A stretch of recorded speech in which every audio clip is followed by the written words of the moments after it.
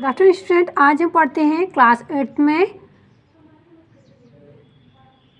Eighth में पढ़ते हैं हम पाठ 1 भारत में ब्रिटिश सत्ता की स्थापना और विस्तार, है ना। तो उसका हमने इसके कुछ वीडियो बना दिए हैं। आज हम यहाँ से पढ़ना है हमको। देखिए, आंग्ल फ्रांसीसी प्रतिस्पर्धा और कर्नाटक युद्ध। तो आंग्ल फ्रांसीसी व्यापारिक प्रतिस्पर्धा शीघ्र ही युद्ध में परिवर्तित हो गई। दोनों के बीच लड़े गए युद्धों का अध्ययन करने से पूर्व उनकी शक्ति और साधनों का पर एक दृष्टि डालना उचित होगा। तो देखिए क्या बताया गया इसमें, आंग्ल फ्रांसीसी व्यापारिक प्रतिस्पर्धा शीघ्र ही ये जो व्यापारिक प्रतिस्पर्धा थी आंग्ल और फ्रांसीसियों के बीच में, वो क्या हो गई, युद्ध में परिवर्तित हो गई। दोनों के बीच जो लड़ा गया युद्ध था उसका अध्ययन करने से पहले हमें उनकी शक्तियों के बारे में जानना बहुत ज़रूरी है। ब्रिटिश ईस्ट इंडिया कंपनी एक गैर सरकारी संस्था थी। जो ब्रिटिश ईस्ट इंडिया कंपनी थी वह एक कैसी कंपनी थी, एक गैर सरकारी संस्था थी। जबकि फ्रांसीसी कंपनी पर सरकारी प्रभुत्व था, और जो फ्रांसीसी कंपनी थी वह सरकारी प्रभुत्व यानी सरकार के अनुसार चलती थी। ईस्ट इंडिया कंपनी अपने व्यापार एवं शक्ति के विस्तार तथा निर्णय लेने के लिए स्वतंत्र। ईस्ट इंडिया जो कंपनी थी वह अपनी शक्ति के विस्तार और निर्णय लेने के लिए स्वतंत्र थी। उसे किसी की जरूरत नहीं पड़ती थी। वो जो भी फैसले लेती थी, जो नियम बनाती थी, खुद से बनाती थी। ब्रिटिश कंपनी के अधिकारी और कर्मचारी पूर्ण परिश्रम तथा लगन से कार्य करते थे। जो ब्रिटिश कंपनी के अधिकारी और कर्मचारी थे वे पूर्ण परिश्रम यानी पूरे परिश्रम के साथ और बड़ी ही लगन के साथ काम करते थे। क्यों? क्योंकि उनको ईस्ट इंडिया कंपनी आगे बढ़ाना था, है ना। जबकि फ्रांसीसी कर्मचारियों के बारे में ऐसा नहीं था। जबकि जो फ्रांसीसी कर्मचारी थे वह ऐसे नहीं करते थे, ऐसे काम नहीं करते थे। क्यों नहीं करते थे? क्योंकि जो उनकी कंपनी थी वो सरकार के अधीन थी। सरकारी संरक्षण के कारण फ्रांसीसी कंपनी में स्वाभाविक व्यापारिक गतिशीलता तथा कार्यशीलता का अभाव था। ऐसा क्यों था? क्योंकि जो कंपनी थी उस पर सरकार का संरक्षण था, और इसी कारण जो वहाँ के व्यापारी या कर्मचारी थे वो मन लगा के काम नहीं करते थे। क्यों? क्योंकि उनको तो सब ये लगता था कि सरकार के ऊपर डिपेंड करता है ये कि कैसे काम हो रहा है, कैसे नहीं हो रहा है। ठीक है। ब्रिटिश कंपनी का व्यापार विस्तृत था तथा उसका मुनाफा तथा शक्ति एवं साधन फ्रांसीसी की तुलना में अधिक थे। ब्रिटिश कंपनी का जो व्यापार था वो बहुत ही बड़ा था और विशाल था।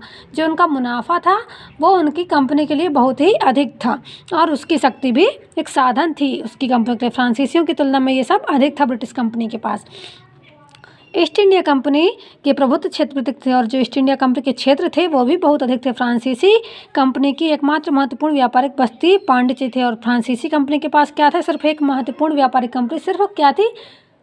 पांडिचेरी थी। और ऐसे इसके पास बहुत सारी कंपनियां थी ईस्ट इंडिया कंपनी के पास, जबकि ब्रिटिश कंपनी के पास अनेक प्रमुख बस्तियां थी। और जबकि जो ब्रिटिश कंपनी थी उसके पास ऐसी बहुत सारी बस्तियां थी। इन परिस्थितियों में ब्रिटिश ईस्ट इंडिया कंपनी और फ्रांसीसी कंपनी अपने व्यापार एवं प्रभुत्व क्षेत्र में वृद्धि के लिए प्रयास कर रही थी। इस परिस्थिति में क्या हो रहा था? जो ब्रिटिश इंडिया कंपनी थी और फ्रांसीसी कंपनी अपने व्यापार को बढ़ाने के लिए बहुत अधिक परिश्रम कर रही थी।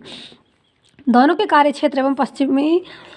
कार्यक्षेत्र पश्चिमी एवं पूर्वी भारत में थे, और जो दोनों का कार्यक्षेत्र था वो पश्चिमी और पूर्वी भारत में था। दोनों के स्वार्थ एक जैसे थे, अतः पारस्परिक प्रतिस्पर्धा का परिणाम युद्ध ही था। दोनों के जो स्वार्थ थे एक ही थे। क्या थे स्वार्थ?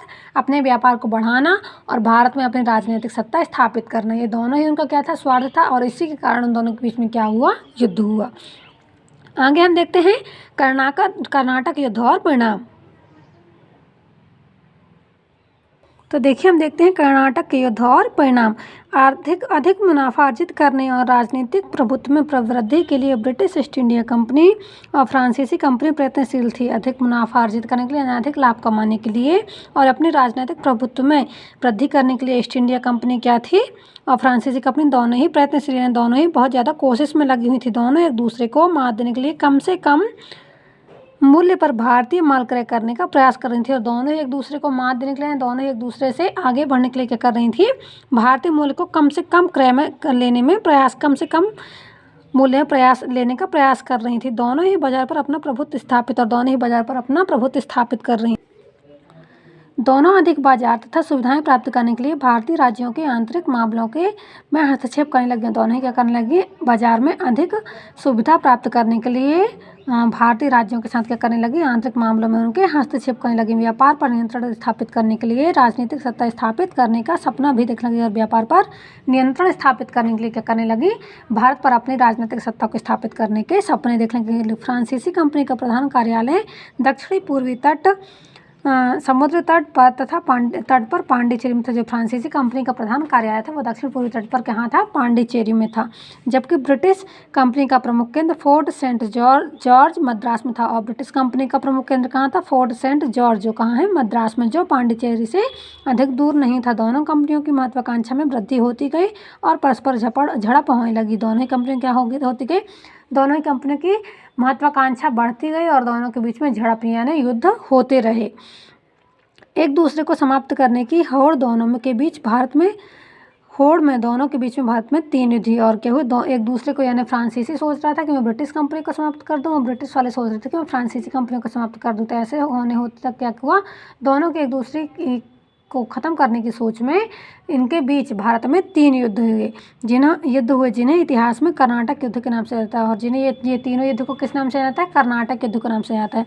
तो पहला युद्ध देखो, कर्नाटक का प्रथम युद्ध कब हुआ, 1746 से 1748 के बीच में। प्रथम युद्ध कब हुआ, 1746 से हुआ और 1748 तक चला।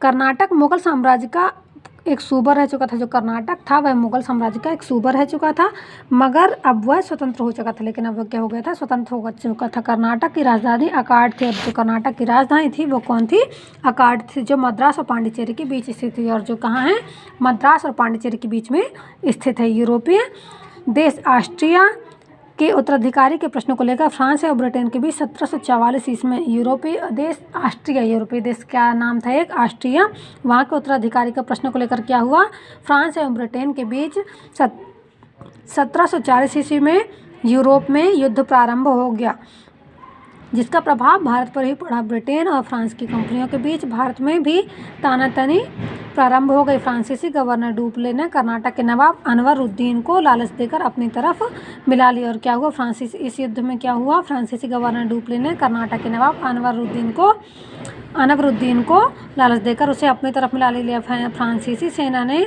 मद्रास स्थित ब्रिटिश किले पर अधिकार कर लिया। और फ्रांसीसी सेना ने क्या किया, मद्रास स्थित जो ब्रिटिश सेना थी उस पर अपना अधिकार कर लिया। कर्नाटक के नवाब में डुप्ले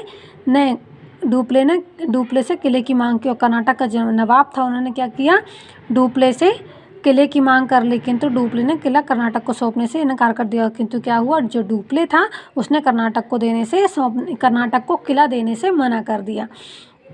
फलतः दोनों सेनाओं के मध्य युद्ध हुआ, जिसमें कर्नाटक को पराजय का सामना करना पड़ा। और जिसमें क्या हुआ, दोनों के बीच में युद्ध हुआ और कर्नाटक को पराजय यानी कर्नाटक को हार का सामना करना पड़ा। 1748 ईस्वी में यूरोप में फ्रांस और ब्रिटेन के बीच समझौता हो गया। सन 1748 ईस्वी में क्या हुआ, यूरोप में फ्रांस और ब्रिटेन के बीच समझौता हो गया। परिणाम स्वरूप भारत में भी दोनों के बीच शांति संधि हो गई। और क्या हुआ, भारत में भी शांति संधि हो गई दोनों के बीच में।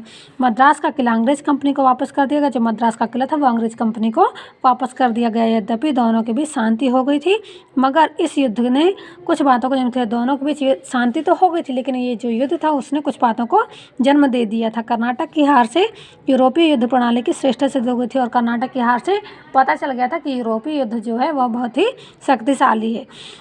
यूरोपीय कंपनी को यह बात समझ में आ गई कि भारतीय राज्यों की आंतरिक राजनीति में हस्तक्षेप करने में अपने प्रभुत्व में वृद्धि की सकते हैं। और यूरोपियों को समझ में आ गया था कि हम भारत में अपनी आंतरिक राजनीति में हस्तक्षेप करने के लिए अपने प्रभुत्व में वृद्धि कर सकते हैं। ठीक है, इस युद्ध ने दोनों कंपनियों की पारस्परिक प्रतिद्वंदिता तथा ईर्ष्या द्वेष में और अधिक वृद्धि कर दी। और इसने क्या किया, दोनों कंपनी, फ्रांसीसी कंपनी और ब्रिटिश कंपनी के बीच में पारस्परिक प्रतिद्वंदिता यानी पारस्परिक दुश्मनी को और भी बढ़ावा दे दिया। ठीक है, तो यहाँ हमारे कर्नाटक का प्रथम युद्ध इस वीडियो में खत्म होता है। हम अगले वीडियो में पढ़ेंगे कर्नाटक का द्वितीय युद्ध। जब तक आप इसको पढ़िए और समझिए। धन्यवाद।